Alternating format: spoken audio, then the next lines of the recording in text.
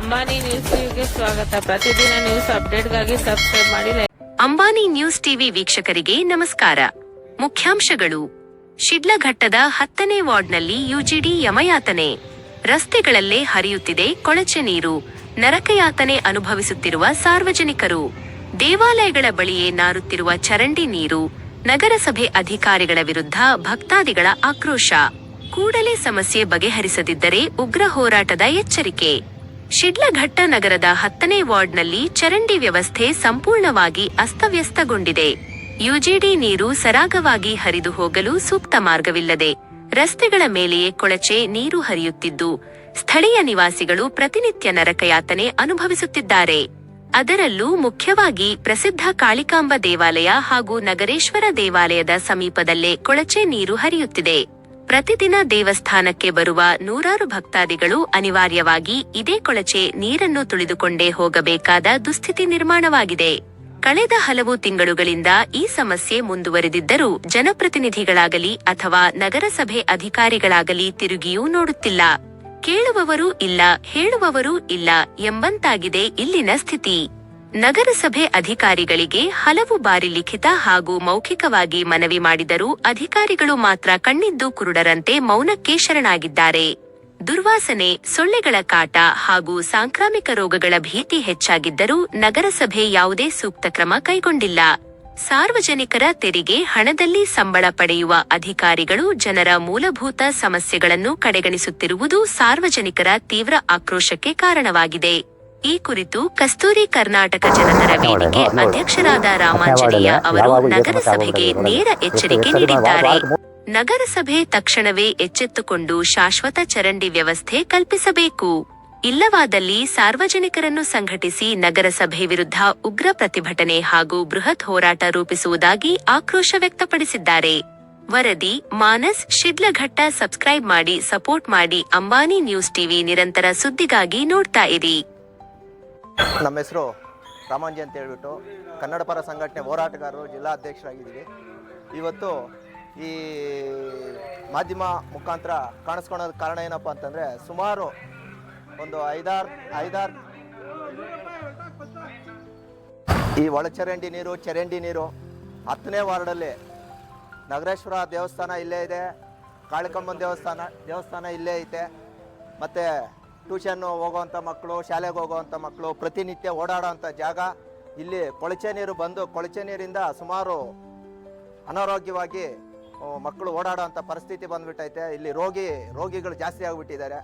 ಇಲ್ಲಿ ನಗರಸಭೆಗೆ ಎಷ್ಟು ಸಾರಿ ಒತ್ತಾಯ ಮಾಡಿದ್ರು ಬರ್ತಾರೆ, ಯಾವುದೋ ಒಂದು ಗಾಡಿ ತರ್ತಾರೆ, ಸುಮ್ಮನೆ ಹಂಗೆ ರೆಡಿ ಮಾಡಿಬಿಟ್ಟಿರ್ತಾರೆ, ಹೊರಟೋಗ್ತಾರೆ. ನೆಕ್ಸ್ಟ್ ದಿವಸ ಮತ್ತೆ ಅದೇ ರೀತಿ ರೋಡ್ಗೆ ಕೊಳಚೆ ನೀರು ಬರ್ತಾನೆ ಇರುತ್ತೆ. ಇಲ್ಲಿ ಚರಂಡಿ ಇನ್ನೊಂದು ಮತ್ತೊಂದು ಇಲ್ದಿರಾನೆ ನಾವೇ ಇದನ್ನ ಕ್ಲೀನ್ ಮಾಡ್ಕೊಳ್ಳೋಂಥ ಪರಿಸ್ಥಿತಿ ತಂದಿಕ್ಕೋ ಥರ ಮಾಡಿದ್ದಾರೆ. ಮುಂದಿನ ದಿನಗಳಲ್ಲಿ ಇದೇ ರೀತಿ ಓಡಾಟ ಈ ಥರ ಗಲೀಜಾಗ್ತಾ ಇದ್ರೆ ಉಗ್ರ ಹೋರಾಟ ಮಾಡಿಸೋದಕ್ಕೆ ನಮ್ಮ ಕನ್ನಡ ಪರ ಸಂಘಟನೆಗಳಾಗ್ಬೋದು, ಅಲ್ಲಿ ಇಲ್ಲಿನ ಜನಸಾಮಾನ್ಯರಾಗ್ಬೋದು ಎಲ್ಲ ಸಿದ್ಧರಾಗಿ ಇಲ್ಲಿ ನಗರಸಭೆನ ಮುತ್ತಿಗೆ ಹಾಕುವಂಥ ಕೆಲಸ ಮಾಡೋದಕ್ಕೆ ನಾವು ಸಿದ್ಧರಾಗ್ತೀವಿ. ಯಾಕೆಂತಂದ್ರೆ ಇಷ್ಟು ದಿವಸ ಕೌನ್ಸಿಲರ್ಗಳಿದ್ರು ರೆಡಿ ಮಾಡ್ತಾ ಇದ್ರು. ಈಗ ಯಾರು ಇಲ್ದಿರಾ ಕೌನ್ಸಿಲರ್ಗೆ ಅವರು ಮಾಡ್ತೀವಿ ಬಿಡಪ್ಪ ಅಂತ ಕೇಳ್ತಾರೆ, ನಾವು ಮಾಡ್ತೀವಿ ಬಿಡಪ್ಪ ಅಂತ ಕೇಳ್ತಾರೆ. ಈ ಕಡೆ ಬರೋದೇ ಇಲ್ಲ ನಗರಸಭೆ ಅವ್ರಿಗೆ.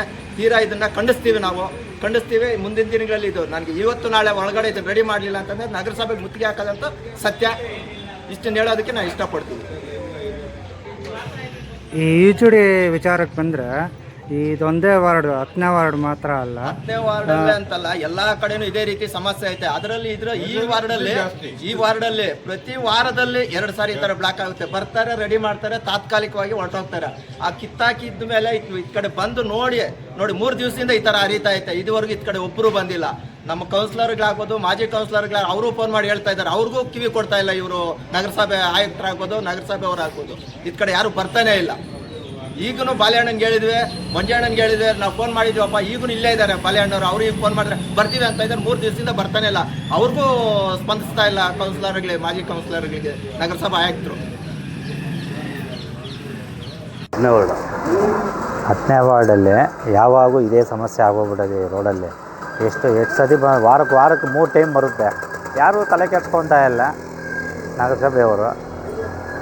ಎಷ್ಟು ಸತಿ ಹೇಳಿದ್ರು ತಿರುಗಿ ಅದೇ ಥರನೇ ಮಾಡ್ತಾಯಿದ್ದಾರೆ. ಯಾರನ್ನೂ ಸ್ವಲ್ಪ ಜವಾಬ್ದಾರಿ ತೊಗೊಂಡು ಯಾರನ್ನ ಸ್ವಲ್ಪ ಕೇರ್ ತೊಗೊಂಡು ಜಾಸ್ತಿ ಭಕ್ತಾದಿಗಳು ದೇವಸ್ಥಾನಕ್ಕೆ ಬರೋಕ್ಕೆ ಕೂಡ ಹಿಂಸೆ ಆಗ್ತಾ ಇದೆ. ಅದು ತುಳ್ಕೊಂಡು ಒಳಗೆ ಬರ್ಬೇಕು ಇವಾಗ, ಅಂಥ ಪರಿಸ್ಥಿತಿ ಆಗಿದೆ ಇವಾಗ. ಜಿಡಿ ನೀರು ಇದು ಎಲ್ಲ ಚರಂಡಿ ನೀರು, ಡ್ರೈನೇಜ್ ನೀರು ಎಲ್ಲ ಬರ್ತಾ ಇದೆ. ಇದು ಯಾವ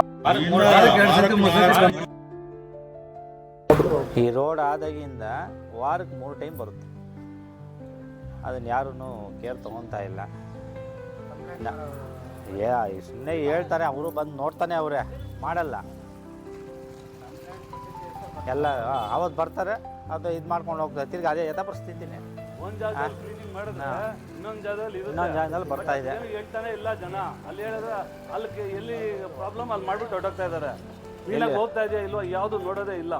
ಫುಲ್ಲು ಜಾಮ್ ಆಗೋಗಿ ನೋಡಿ. ಯಾವಾಗೂ ಇಲ್ಲಿ ಅದು ದೇವಸ್ಥಾನ ಭಕ್ತಾದಿಗಳು ಬರೋರಿಗೆಲ್ಲ ತೊಂದರೆಗಳಾಗ್ತಾ ಇದೆ. ಅದು ತುಳ್ಕೊಂಡು ಒಳಗಡೆ ಬರಬೇಕು ಇವಾಗ ಭಕ್ತಾದಿಗಳು. ಏನು ಅವರೇ ಇವಾಗ ಕೇರ್ ತೊಗೊಬೇಕು. ಇವಾಗ ಏನು ಎಷ್ಟೊತ್ತಿ ಹೇಳೋದು, ದೇವಸ್ಥಾನ ಇರೋದಕ್ಕೆ ಪ್ರಾಬ್ಲಮ್ ಆಗ್ತಾ ಇರೋದು. ಇವಾಗ ದೇವಸ್ಥಾನಕ್ಕೆ ಪ್ರಾಬ್ಲಮ್ ಆಗ್ತಾ ಇರೋದು.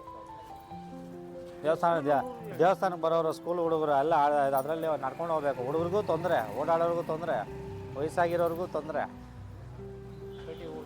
ಹಾಂ, ಎಲ್ಲ ಯಾರು